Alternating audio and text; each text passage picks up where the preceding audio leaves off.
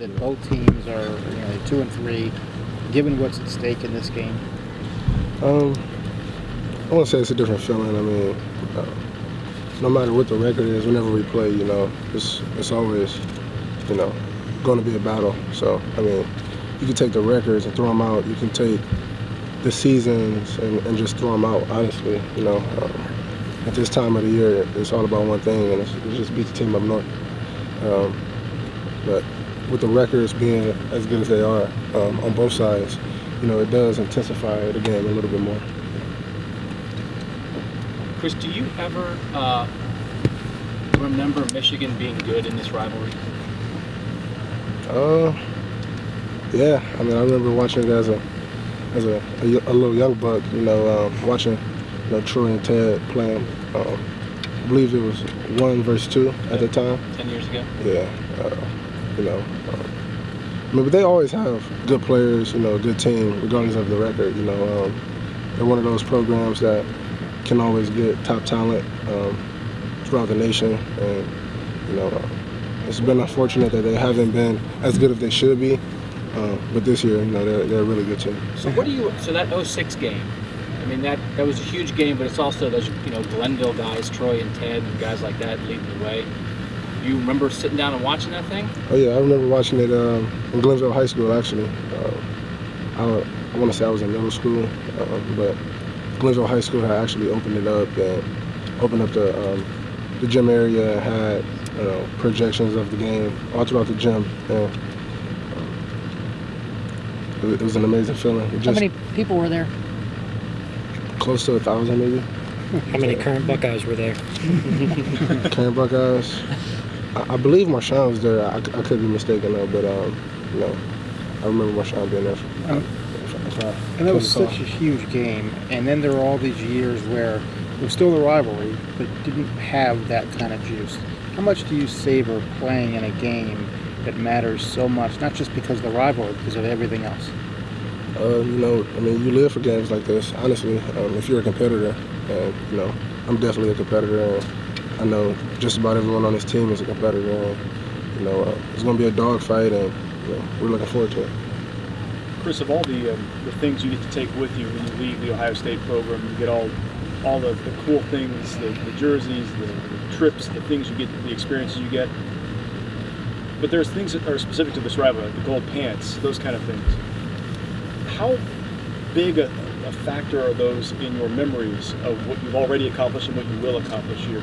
Just the things specific to this 1 week. It's something that you can never take back, honestly. Those gold pants, when you actually win those for the first time, it's a feeling like no other. And I've been fortunate to win 3, and I remember winning the first one, and my mom wanted them, and I was like, "You gotta wait, like you're not getting these ones." I finally gave her a pair of my gold pants last year, so it doesn't just mean a lot to us; it means a lot to our family too. So it's about the only thing it would take for you to say, "No, Mom, you have to wait." Well, I ended up giving it to her, but yeah, she had to wait for a few. She had to wait a little while. Yeah, she had to wait a little while. Do you know any of the origins of the rivalry? Quite literally, there was a war between the states. Anything of that you all have come to understand over the years? Well, me being from Ohio, I have a pretty good understanding, probably a better understanding than most guys from out of state. But I know the origins behind it. The whole battle for Toledo and all those things. So yeah. How do you go about educating your teammates from out of state about the rivalry when they get here?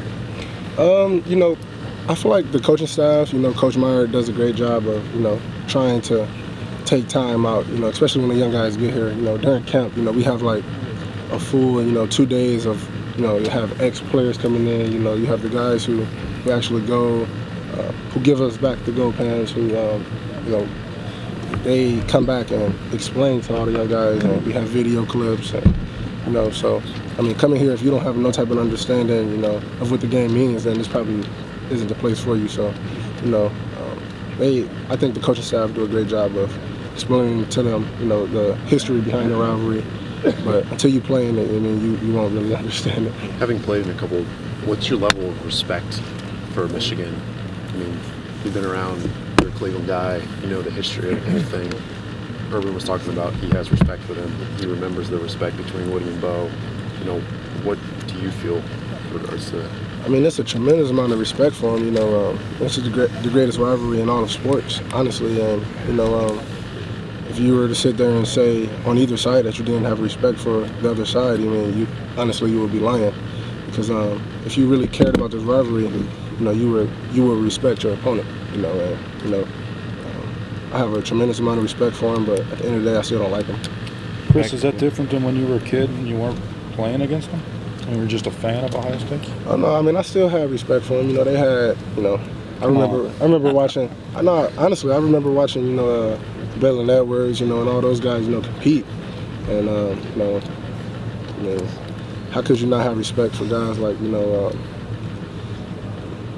like Braylon Edwards and people like that? I mean, those guys were ballers. You know, if you love football, at the end of the day, you still have to, you know, give credit when it's due. And Do you think fans take it differently than the players do in terms of how they view the rivalry and how they react to wins and losses in it? Oh yeah, I mean, you know, as a fan, as a diehard fan, you know, at the end of the day, you probably won't like the other side and probably wouldn't, you know, voice your respect for them. But deep down inside, I mean, you know, when Ohio State and that team up north play, you know, it's going to be a dogfight. Back when you were recruited, I remember Marshawn and Eric went up to Michigan and really had a good time. Were you part of that group back then? Do you remember? No, I didn't go up there. You know, they actually came in and, you know, I had talked to one of the coaches and he was like, Point being, back then it was a big thing. In the last couple of years, it's even gotten bigger. How much has recruiting and that war made this 365 days rather than just a week? You know, Ohio is one of those states where, you know, it's the top of, you know, high school football, you know, top tier high school football. So, you know, people want to come in and try to snatch top talent, just like Ohio State snatched some top talent from the state up north when they got, you know, Damian Webb and Mike Weber. You know, you want to steal those type of guys. So, you know, it is a war to get top talent in high school. So, Chris, basically, so Ohio State's won like 11 of the last 12, I think, 13 of 15. Is that right, Tim? 13 out of the last 15. Yeah, I know that. So basically, your whole life that you remember, Ohio State's dominated this rivalry.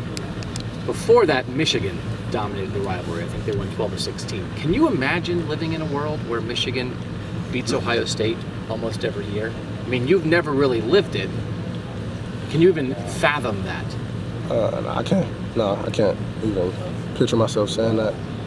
God is good, and good thing I didn't have to witness all of those losses. And, you know, God works in mysterious ways, and He worked perfectly for me. Could you ever? Could it be possible that anybody associated with Ohio State would ever take it for granted? Like, we always beat Michigan. They better not. You know, if you take that for granted, you might as well, like I said, you might as well get up out of here. You know, honestly, if there's one thing that this program is built on, you know, tradition is one, and you know, beating that team up north is another. So if you take that for granted, you know, this isn't the right place for you. Can you appreciate the fact that your career could be defined by how you play in this game? Oh yeah, I mean, it can be defined big time. You know, coaches, you know, everyone. You know, you can go 11-0 and lose for 4 straight years and lose that game for 4 straight years, and you'll probably be the first thing out of here as a coach. So, you know, I mean, it doesn't really matter about the record, and I keep saying that. You know, if you lose it to that team up north, you know, they're not going to do it for you. Facing a pro-style offense, does that? I mean, it used to be that we would ask players when they would face a spread team, you know, isn't this unusual? But now you're facing a pro-style offense, and it feels like the script is flipped. Yeah, you know, it's just where college football has gone in recent years. You know, going to more of a spread type of game, and you know, I actually like playing against pro-style offenses. You know, it's where people show where their toughness is, and you really get to see who everyone is heart-wise. You know, and you know, it's not going to be guys trying to run around you. It's going to be guys trying to run right through your face. So it'll let you know who's the real tough guys. What's the key to playing against a guy like Peppers? You never know where he's going to be. I can't really tell you, honestly. I haven't really watched, I have watched film, but I haven't broke down the offense that much, so I don't really know how much they use him. I do know he's a dynamic player, and, you got to give credit when it's due, he's a hell of a talent. You guys expect on your side, when I don't know how many times you get to do this, but to go against somebody with Curtis's ability, what is it like to try and stop Curtis in practice or tackle a guy who has his kind of ability? I can definitely see where other teams struggle with guys like Curtis. There's not too many guys like that in college football. So, I'm thankful to have the opportunity to go against that type of player and talent every day in practice. Has he given you guys, problems in scrimmages in the past? Anything you can remember him doing against you guys? Curtis is Curtis. He's gonna get off, wherever, whenever. But I wouldn't really say, he really like embarrassed us. Nah. Chris, I know you redshirted in 2013, but were you up there for that game? Yeah, I was up there for that game. I mean, when that Marcus fight, Hall. yeah. I mean, that must have been a heck of a welcome to the rivalry moment for a freshman. Yeah, I was ready to go. Honestly, Coach Wizards had to actually grab me off the sideline. Like, what you doing? You're not even playing, I was ready to go. I throw some balls, honestly, but it was. I love that, This football game isn't nice, not nice. It's not a nice game, it's a violent game, man. There was a little violence to it, but you never want to see a game get out of hand like that. At the same time, that was the biggest lesson I learned, because the next year I ended up getting into it with a guy on special teams, and it kind of like gave me a little flashback of what could happen if you take that next step. So you knew to back off at that moment. Yeah, I backed off. Hey, How remember tough who it is was? it? Yeah, how tough is it to back off when the blood rises? It's really tough, but I'm a smart guy, so I didn't take it to the next level. Do you remember who it was? Not really. I know it was like I want to say the fullback now. Okay. I think it was a fullback. Who do y'all expect to see a quarterback for them Saturday? I mean, obviously, Spate did not play last week, although he, quote unquote, warmed up. The O Cornell kid went in there. What are you anticipating, and do you need to get sort of a mental picture? I mean, it is nice knowing who you're going against, but I expect them all to play. This is the type of game where injuries sort of don't matter. Guys just go out there and just tough it out. Yeah. So I look forward to seeing them all, honestly. Have you seen O'Corn on video yet? I mean, what stood out about him last week? A little bit you got to see of him. I know he's a Houston transfer. I haven't watched too much of it. I actually had class, so I have to come back later and come and watch the rest. So I haven't seen too much yet. What's the overall team message right now? It's like a bleed for this, die for this type of game. Like, would you categorize it that way? It's B team up north. That's the message. It always has been, always will be. It's time for war. Hey, just one last thing. In 1986, Jim Harbaugh guaranteed Michigan was going to beat Ohio State. Have y'all been cautioned not to say stuff like that? And number two, I don't know, what does that do to a team when you hear the other side say a guarantee or something like in that regard? We love to hear that, honestly. People just think they just got the win in the bag like that, like before you even go out there and fight. You can't say that, because you're going to get everyone's best blow. And who's to say that their best blow will be better than ours? So, you never want to see people go out and say things like that. But, did he say that? Yeah, he did it, and then they won. No, this year. No. But he's being reminded of it.